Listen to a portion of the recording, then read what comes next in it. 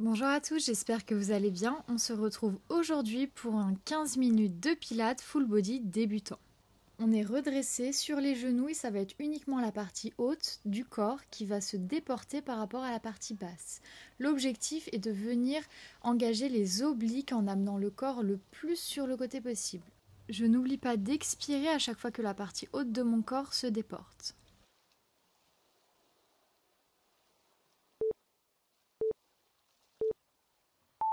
Désormais, on reste du même côté, sauf qu'on va ajouter une petite torsion du corps à la fin du mouvement. Donc toujours sur l'expiration, je commence par me déporter et je vais twister ma colonne vertébrale, je fais une rotation pour engager un petit peu plus en profondeur mes obliques. N'oubliez pas de faire le mouvement sur le temps expiratoire et quand vous revenez dans l'axe, vous inspirez. Allez, tenez bon, il reste seulement 6 secondes.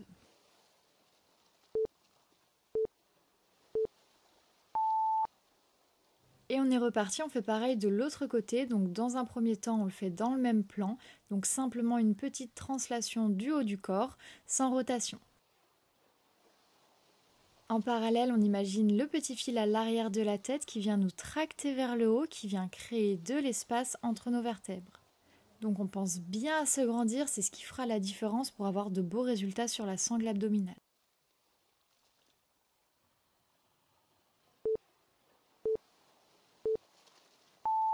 Et maintenant, pour les 30 prochaines secondes, on va ajouter une rotation sur la fin du mouvement.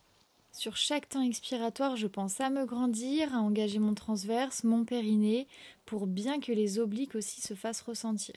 Si jamais toutes ces notions d'engagement musculaire et de respiration pilate ne vous parlent pas encore, je vous conseille de visionner ma vidéo des fondamentaux du pilate. Tenez bon, il reste 5 secondes.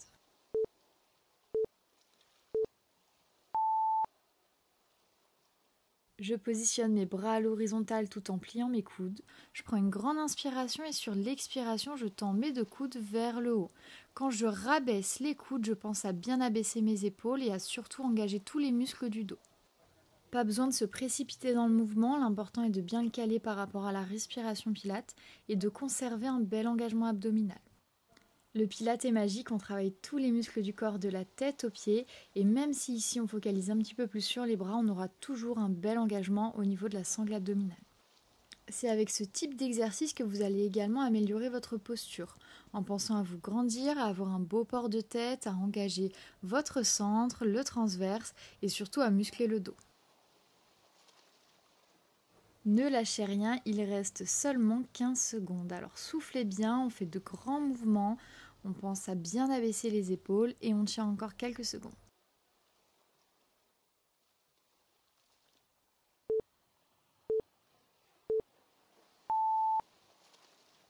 Tranquillement, on va venir se positionner à plat ventre sur le tapis avec les mains dans les coins du tapis. J'aligne mes jambes, je laisse reposer mes chevilles et je vais pousser sur mes mains pour tendre mes coudes et relever mon buste. Je fais bien attention à ce que ma nuque soit dans le prolongement de ma colonne vertébrale. Et je suis partie pour de petites pompes, donc de faible amplitude, j'ai juste à plier les coudes, puis je les tends à nouveau. Je fais très attention à ce que les épaules ne saucent pas à chaque fois que je tends les coudes. Donc on crée de l'espace entre l'épaule et l'oreille, on grandit sa nuque, on pense à bien engager son transverse pour ne pas avoir l'abdomen qui pousse en direction du tapis. On est très concentré, on réalise le mouvement de manière fluide et contrôlée. Pas besoin de se précipiter, on ne cherche jamais la quantité en pilates, mais la qualité.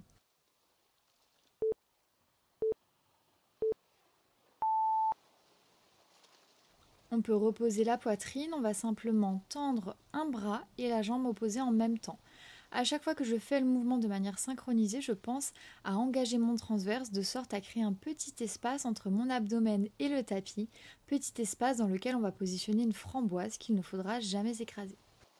On ne cherche pas nécessairement à aller très haut avec la jambe ou avec le bras, mais plutôt à contrôler le mouvement et à bien sentir l'engagement au niveau du dos. Vous pouvez également sentir tout l'arrière de la jambe travailler. Allez, on est toujours du même côté, on pense bien à se grandir, on fait ça sur l'expiration préférentiellement. Si vous êtes à l'aise, vous pouvez également le faire sur le temps inspiratoire, à condition d'avoir un bel engagement abdominal, donc ici, de ne pas écraser la petite framboise. Il reste 9 secondes.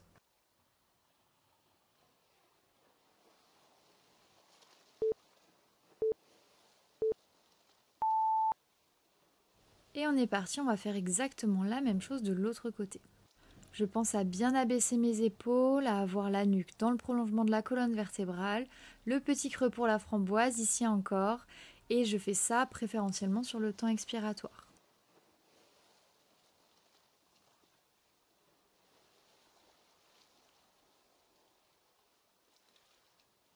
Je vous le répète, pas besoin d'aller très haut, mais on pense toujours au petit espace pour la framboise.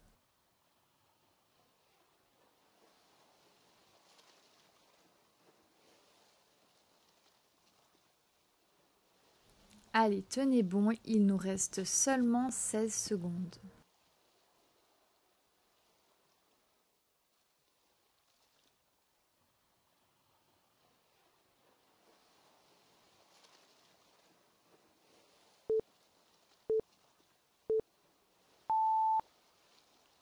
Désormais, j'ai mes deux mains sur le tapis, le front qui repose sur la main du dessus. Je décolle mes deux jambes tendues en pied-pointe et je vais simplement faire de petits mouvements d'ouverture-fermeture avec les jambes. Ici encore, même si c'est plus difficile vu que les jambes sont décollées du sol, je pense à avoir l'abdomen rentré, à engager mon transverse. Si vous sentez que l'abdomen pousse sur le tapis, c'est probablement que vous avez les jambes trop hautes. On prend de grandes inspirations thoraciques avec les côtes qui vont s'élargir sur les côtés et sur chaque temps expiratoire, je pense à engager mon périnée, mon transverse, le petit zip de la partie basse de l'abdomen qui vient remonter vers le haut. Il reste seulement 10 secondes.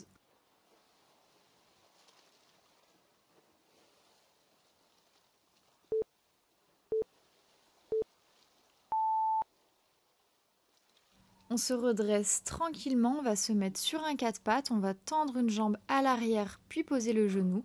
On fait pareil de l'autre côté pour avoir l'espacement parfait entre nos genoux et nos mains. Et ici, on va débuter une planche sur les genoux dynamique. Donc tout simplement, je décolle une main, je viens toucher l'épaule opposée et je continue, je fais la même chose de l'autre côté. L'important ici est que rien ne bouge à part mes bras. Il faut que mon bassin reste bien dans l'axe. Je fais en sorte d'avoir les pieds aussi bien ancrés au sol. Tous les tibias sont bien collés au tapis. Je pousse sur mes mains pour légèrement arrondir le haut de mon dos. Allez, on ne lâche rien, on est sur un gainage profond. Il nous reste seulement 15 secondes.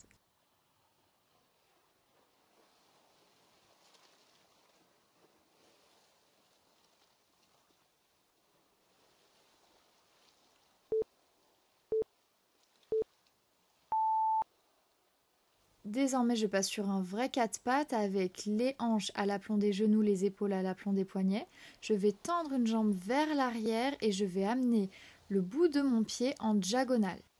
Donc je tends ma jambe vers le haut dans l'axe, puis je la ramène au-dessus de mon pied droit ici dans le coin du tapis. Quand je fais ce mouvement, je pense à avoir toujours le bassin bien à l'horizontale. Je ne vais pas avoir une fesse plus haute que l'autre. Je pousse sur mes mains, ici encore rien ne bouge au niveau du haut du corps, c'est uniquement ma fesse qui va travailler. Pas besoin de faire de grands mouvements, on essaye de conserver la neutralité du bassin, donc on pense à ne pas cambrer le bas du dos. Si jamais on amène la jambe trop haut, d'ailleurs, on aura tendance à cambrer les lombaires.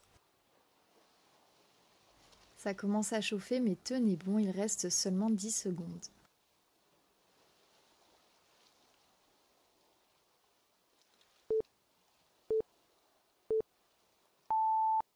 On garde toujours la jambe gauche en l'air et ce coup-ci, c'est le bassin qui va se rapprocher de la cheville droite. Donc tranquillement, on amène les fesses vers l'arrière, on pense à bien contrôler la descente. On doit le sentir au niveau du quadriceps, donc le muscle de la cuisse droite. Préférentiellement, vous pouvez faire le mouvement de descente sur le temps expiratoire, mais pensez à bien contrôler la remontée en ayant toujours un bel engagement abdominal. Allez, on a fait plus de la moitié, on souffle bien, on essaye de rapprocher le plus possible les fessiers du talon droit et on tient bien la position.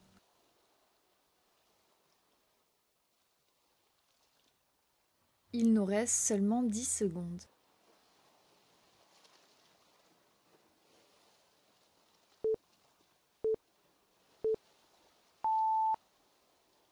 Maintenant, on tend la jambe droite et on est parti pour le même enchaînement. Donc, dans un premier temps, je fais le mouvement en diagonale.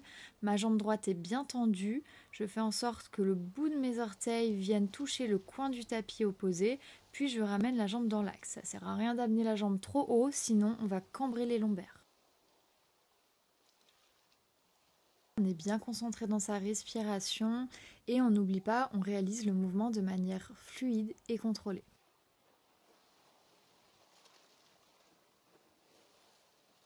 Si jamais vous avez des douleurs au niveau des poignets, vous pouvez simplement avancer les mains ou alors vous mettre sur les poings. Tenez bon, on arrondit bien la partie haute du dos entre les omoplates. Il nous reste seulement 9 secondes.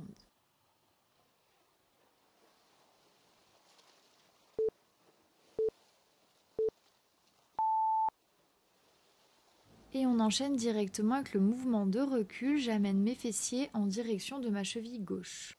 Préférentiellement, je vais réaliser le mouvement sur le temps expiratoire. Ici, je dois sentir le muscle du quadriceps, donc le muscle de la cuisse gauche, qui vient contrôler la descente, qui vient travailler en profondeur. Je n'oublie pas de conserver ma nuque dans le prolongement de ma colonne vertébrale. Donc je ne tends pas la tête à regarder vers le haut, ni même je vais baisser la tête entre les épaules.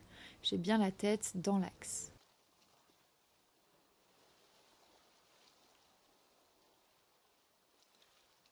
On n'oublie pas de rentrer le ventre, notamment quand je vais vers l'arrière en engageant mon transverse. Il faut que la partie basse abdominale ne pousse jamais vers l'avant. Il nous reste seulement 8 secondes.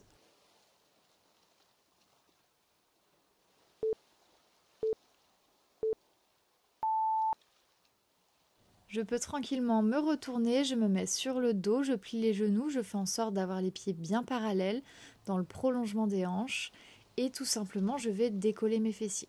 Je décolle bien vertèbre par vertèbre et ici je décolle également mes talons. Dans cette position, je vais écarter mes deux genoux avec contrôle puis les resserrer. Vu que nous allons ici réaliser de mouvements plutôt répétitifs et rapides, vous pouvez également bouger sur le temps inspiratoire.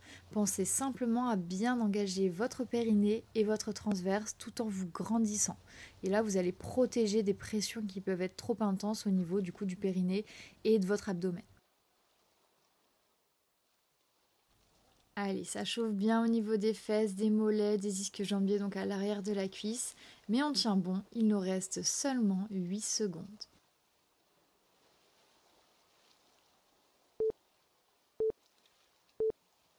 On enchaîne directement, ce sont simplement les talons qui vont se rapprocher du tapis puis aller vers le haut, mais je n'oublie pas d'amener mon bassin le plus haut possible. Et à chaque fois, les talons frôlent à peine le tapis avant de directement repartir vers le haut. Ici, on travaille les ischio-jambiers et également beaucoup les mollets.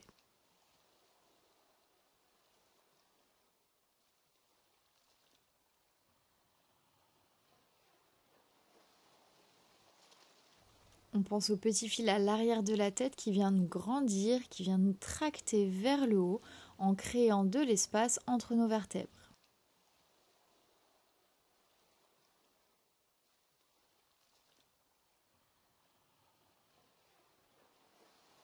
Allez, tenez bon, je sais que ça chauffe, croyez-moi, j'ai aussi des sensations, il nous reste seulement 10 secondes.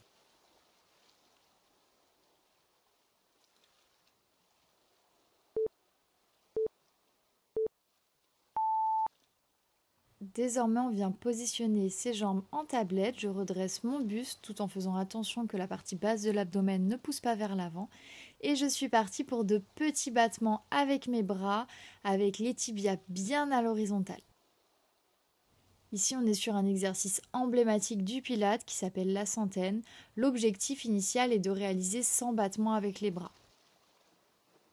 Bon, ici, on ne va pas compter, on va plutôt faire en sorte d'avoir une bonne qualité de mouvement, on s'en fiche de la quantité, mais on pense toujours à bien engager l'abdomen, à avaler le nombril pour ne pas que l'abdomen pousse vers l'avant et qu'on engage ici du coup nos grands droits.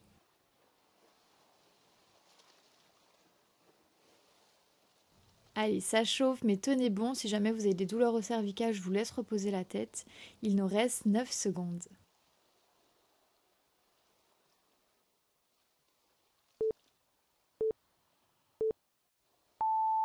Et c'est tout bon, pensez à vous abonner et on se retrouve très vite. À bientôt.